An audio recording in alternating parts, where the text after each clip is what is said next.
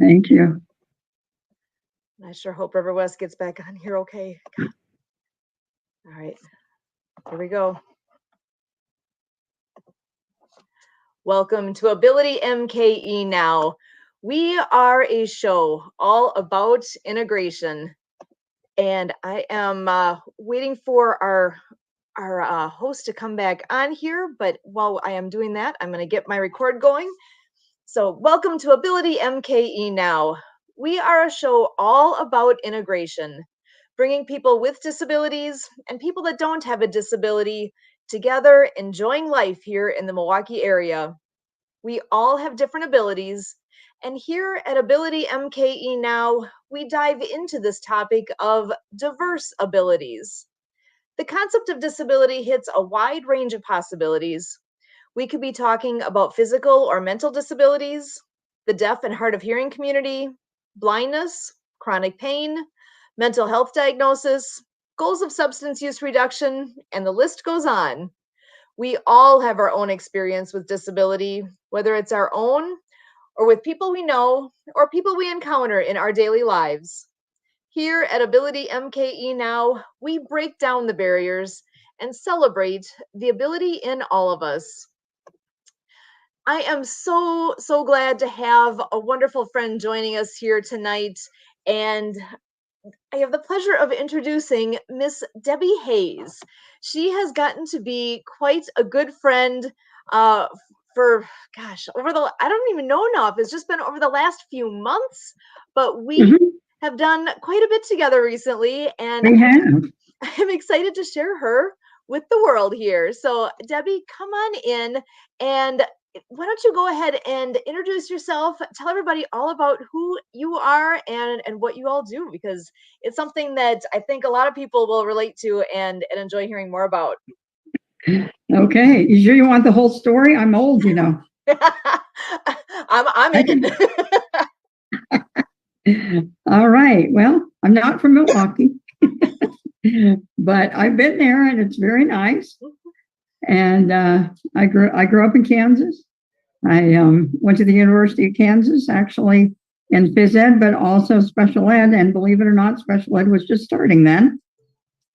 And went to graduate school for phys ed for the handicapped in Southern Connecticut, which is now University in New Haven, and taught school for a number of years. I've been in a number of businesses, and right now I promote immune health by supporting the immune system with the Coriolis versicolor mushroom. And no, it is not a mushroom to make you high. Stacey's laughing already at my joke. Not that kind of mushroom. Yeah. So if you want a mushroom that's going to make you high, you have to go elsewhere. So yeah, we work with pets. We work a lot with dogs, and that's where I come in as far as this show is concerned, because obviously service dogs, there are so many different types of illnesses, obviously military. I'm from live in Southern Arizona now, so I hate to say it, but when I think of service dogs, I think of drug sniffing dogs. But there's just a lot of different dogs or different types of things that the dogs do. I just think that they need to be honored so much. And I love it when I see things on social media that I don't love it that they've passed away for whatever reason, but I love it that they're getting honored, just like their fellow would who's actually in uniform. Excellent. Yeah, pets mean the world to us, don't they? I mean, every once in a while, you may even hear we have a dog. I love our dog. You may hear her in the background because, not paying as much attention to her while I'm talking here. But I can't imagine my life without her in it. And she knows I'm talking about her because she's sneaking up on me right now. And we want to do good things for them, right?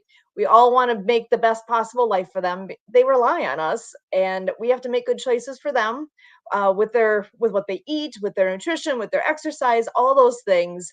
And I know with what your company provides, it's something that is kind of a new thing, right? A lot of people until I met you, I had never heard of this mushroom, and that as a supplement that it can have the health benefits that it has.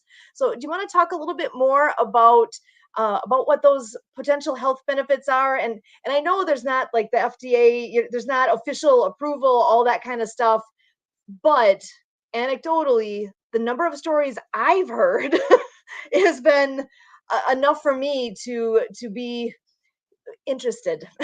So, go if you can share a little bit more about that.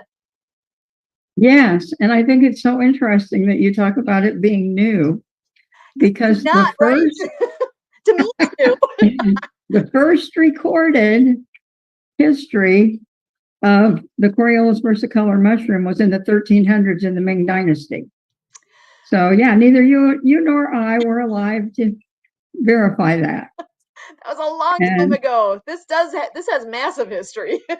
yeah, and they used it at that time on people, actually for what they called melancholy, which was depression. What I envision is that because God planted this mushroom, obviously He knew that it was going to have benefits, but I have this vision that these guys, and this would have been in China, obviously the Ming Dynasty, were like noticing that their animals weren't feeling well and noticing that the animals were drawn to this particular plant. And then, wow, they don't have that ailment anymore. So they decided that they should try it for themselves. I mean, that part is totally on me. That's just my imagination, but I think it makes sense. It does make sense. And really, that's how people would know what was okay to eat and what wasn't, because Right. animals are able to detect things that we can't. Or, if they do make a mistake, then the people won't make that same mistake. If the animal got sick from something, then that would tell people not to go near it. So yeah, things were different back then. But Yeah. they also, if the animals knew what it was doing for them and they kept going back to it, obviously that should be that tip off too of, oh, maybe this is something that's really good. Right. Yes. So this company started almost 7 years. It's been almost 7 years now, 6 years ago. And they started because the co-founders were sitting around one day and started talking about how their dog, one of them said, oh, I had to put down my 8-year-old dog from a catastrophic illness. And the others are going, wow, my sister, my cousin, a friend of mine, had a pet, the same thing. So it could be because of the food. Maybe, some of the food may not be up to snuff, but the one of the co-founders, actually his mother had taken some of the mushroom for a catastrophic illness of hers and had a very good outcome. And so somebody in the room said, hey, Simon, can't we put that mushroom in dog treats? And that's what they did. And my podcast yesterday was about a husky that I think was one of the very first, if not the first, to take the mushroom supplement. And what happened is her parents had taken her to the vet. She had autoimmune disease and other things that were wrong with her. She was a hot mess, as I say. And the vet said, yeah, she's 14. She's had a great life. You've treated her so, excuse me, so well that, well, you don't have to feel. Oh my gosh, I'm sorry, Sue. You're all good. Yeah, that's take your moment there. You're all good. Yeah.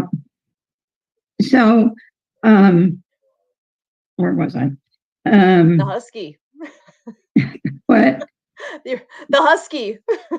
The husky, right? So the husky, Zenta was her name, and they actually scheduled euthanization, took her home. These friends came over to say goodbye, but then at the same time they said, "Would you be open to giving her this mushroom?" And so they did. And the fourth day, she jumped up on the couch. She hadn't been on the couch in years. And I, to me, the most poignant part of this story is that she sat there looking at her dad, like, "Pet me, please." As one of the things was because of arthritis and other things that made her a hot mess. She would cower under the table Oh. because the other two dogs in the household were puppies. So, yeah, Gee. exactly. I mean, our dog that we had now, when he was a puppy, and we had a dog that died at like age 21 or 22, we'd have to let him out at opposite times, because the puppy did not understand that when the older dog was running, it was because he was running for his life, because he did not want to play. The puppy thought, "Oh yeah, I changed his mind. Yeah, this." So anyway, an aside. Anyhow, yeah. So obviously she was seeing positive results at the end of the 4 days, and continued to see positive results. They ended up taking her off of her vet prescribed medication at the end of the first month, actually. And she lived another 4.5 years. I just think that is stunning. She was almost 20 Oh, when she passed away. And she had an accident. It wasn't even anything medical. wow. And there's another husky that they call her boyfriend, and he passed away just this last summer, maybe even in the fall, at age 22. Wow, I don't know that I have. And they had introduced for a him. dog. They had introduced his human parents to the product also. Wow. Oh, I love great stories. That to me that always touches my heart when I hear good success stories, things that are positive, things that have made a difference like that. And I know you mentioned earlier there's a lot of people out there that have service dogs or emotional support animals, or different the, animals are a different thing for different people. We all have our choice of pet for whatever our reasoning is. Some people, I Right. actually have a friend who he has a service dog, and that dog makes a big difference for him. Things like, okay, he's actually a wheelchair user. He can't just bend over and pick something up off the floor, right? Uh-huh. Something that he literally can't do. But the dog can, and can hand it to him. I mean, things that we take for granted. He can't open the refrigerator door because the leverage it takes to open that door, he just can't do that. Mm-hmm. But the dog can. They've got something tied up to the handle of the refrigerator door so that the dog just grabs that, pulls on it, boom, the door's open. He can do that. And that's I just hadn't heard about that. That's great. I think the one that I think is the most miraculous, and maybe somebody will have something different to tell me that'll be more miraculous, but the dogs that can sense when a seizure victim is going to have a seizure, so that they can alert that person to be in a safe place. I just, oh my gosh, I just think that is incredible. I wish I understood that better, because I've heard of that too. I know there are dogs that are able to sense different types of medical conditions like that, and what an amazing godsend for a person to be able to have that, and to have that Mhm. support, and to have. How do they sense that? I wish I understood that better. But I know. what a difference that makes for the person. And I think about something like this, the choice of food we give our pets, the choice of whatever nutritional anything that we give to our pets. what a difference that makes. I mean, we're responsible for that choice, right? Our dogs That's can't make true. that Yeah. choice. So, Yeah, exactly. so to take the time and actually look at because I actually have done that. I know when we got our dog originally, I'm like, I don't know anything about dog food.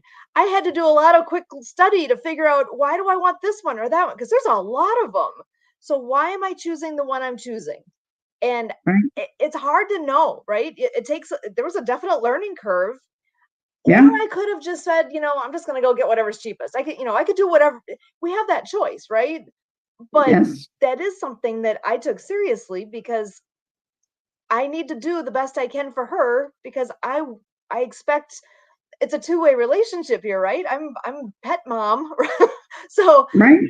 she relies on Yeah. what we're giving her. That's what she has. So I want to make good choices. So Oh it's boy, amazing. you're gonna make me confess, huh? Uh-oh. Confess. Uh-oh. Well, when I was introduced to this company, I was one of those pet parents that was buying the least expensive dog food. You know, I'm not judging. Think about what you're doing now. Right. Yeah. And the difference in just 1 month, the difference was just incredible. I mean, things like he used to get me up like between 2:30 and 3:30 in the morning, and every morning. And I just thought, well, his biological clock is telling him he has to go to the bathroom, because I'd let him out and then I'd give him a little bit to eat. And now I realize that food must not have had any oomph, didn't have, it wasn't filling him up. And that's why he was waking up. So now he sleeps. He still gets me up early, but not any place, not in the middle of the night for sure. And respectable time. Wasn't scratching anymore. I thought, well, I thought he's just scratching. I didn't really pay that much attention to it until he wasn't doing it anymore. And he probably had some kind of an allergic reaction, or, something. So there were other things too, but I am so thankful that I switched, and he loves the food and um, loves the treats. So, You said the word out loud. I'm wondering if her ears perked up. She knows oh, that right. word, which is I funny. know. After a while, don't you feel like they learn how to spell too? Oh, yes, absolutely. And I actually read recently, headlines catch me. I caught a headline about how many words a dog knows, and I read Okay. studies that show that they can know up to 250 words. I read 300. You read 300, and I think it also had a stat in there that I think it was a collie, I think, that they said knew was the Guinness record or whatever record they had listed there, like 1,100 words that dog could recognize. Oh my Oh my gosh. gosh. Right. Our pets How are could hard you to give them credit for sometimes, I think. think of all the bookkeeping or whatever that would, if you're going to be in Guinness World Records, that you'd have to go through to get it substantiated. I can't even imagine. Wow. Yeah. Yeah. It's amazing. And Confessions of a Dog Mom, for a very, very, very long time, we had the 2:30 wake up calls too. It's only been in this past year now. She's almost 4, and it really has been just in this past year where she's, knock on wood, usually sleeps through the night. But yeah, for the first couple of years there, I was dealing with the same thing though, like 2:30 ish. Gotta go. Yeah. So, and it makes me wonder, is it really something is it food related? Is it she had too much sleep during the day and now she's like, I need to go do something? Or maybe she just had to go potty, or I don't know. It makes me wonder what that Yeah. change is now. Yeah. Exactly. So getting back to service dogs, Sure. I I forgot to ask you if you had the capability, if I sent you a picture, of putting it on here. So I'll tell you about it, and if you could, then the next time we'll do it. So I have a connection on LinkedIn who is a public service information officer at a police department outside of Boston. And one day he posted his the handler for one of the service dogs. I think from what I gathered from the caption, it was the dog is more like an emotional support type dog. Like maybe, I don't know. I thought maybe going in on if there was a domestic dispute or something. I don't know, but so the handler was like right there, so saluting, and the dog was like this, saluting, like sitting up on his haunches. I just think it is the cutest picture. Oh my And gosh. yeah, I sent it to Zach Clayton when I did his 22-hour podcast last week, and he had it on there. Oh, I love that. That I definitely would like to see that picture. And actually, you mentioned Zach. You want to just that was an impressive thing that he did last week. Can you tell us a little bit about that? Yes. I don't haven't known Zach for very long, but my understanding is that he's done that. This is the third year. He has a nonprofit to support veterans, and the reason it's 22 and the reason it's always done on February 22nd is because of the previous number of veteran suicides in the United States was 22, and tragically, of course, that is much higher now. But yeah, there's no day of the week for the amount how high it is now. So I guess he had to stick with the 22. But yeah, he had his sponsors came on and guests came on and had 20 minutes to talk about whatever. We talked about service dogs. That's why I had the picture of, I'm not sure, Iamon. I'm not sure how to say the dog's name correctly because it's an unusual spelling. It's not something that that I'm used to. But anyway, it was. I was very happy about that. So Zach, that's that's his main income for his nonprofit, as far as I know. Do you know? Actually, I'm not familiar exactly with the details. I know he actually was a guest on here probably, I bet it's been a couple of years now. He used to come on every so often. And now I believe he actually does a show of his own at the same time. So we haven't seen him on here for a really long time, but love him. He's wonderful. He has a heart of gold.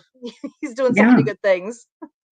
Yes, absolutely. And yeah, I'm still not clear exactly how his nonprofit is structured, but I do know that he is in the business of helping veterans, which is really important to me. I think, and the service dogs as well. I mean, you figure they both sacrifice for the rest of us for our freedom. Yeah. I actually have a friend of mine that, well, I should say an acquaintance. I know him a little. I don't know him a ton, but he's a veteran. And when he was in the military, he was a dog handler. And their job was to go out. It was in another country. I can't tell you where because I don't remember the detail and I don't want to repeat it incorrectly, but they would actually go out and the dog is sniffing for bombs. Basically, they go out and make sure that the path is clear for those that are coming through after them. And I just I soaked it up when he was telling me this months ago that he was sharing some stories and showed me pictures and all these things about what the training was like, how many things, all these different tasks that he and the dog had to do together every day to keep up on the training, literally day in, day out, because there's no room for error. The dog is out there to do a job, and that was I think the world of them, of him and the dog and the relationship that they had. And I can't even imagine how close of a relationship you'd have with the animal. I mean, not a pet, but a working relationship, and they rely on each other 100%. And that's where the relationships we have with animals is just amazing. A huge variety. And I know some people think I'm weird that in my past I've had pet rats, which people either absolutely get it and are like, that's so cool, or they just cringe and say, you're nuts. It's not unless you're familiar with them, it's not your first thought for a pet. But gosh darn it, I have told it many, many times that when we had those rats, it's like they're like little dogs. They really are smart, and they are very, if you train them, they can be very, very human focused and so much fun. They're smart animals. I really am. I've learned to respect them a lot, and it's fun. Everybody has their own different take on pets, and that's where I love the idea that we have options out there, and that there are things that we can do to help our pets to make them be as good as they can be. Well, I think I had told you before that I have a customer that had pet rats or has pet rats.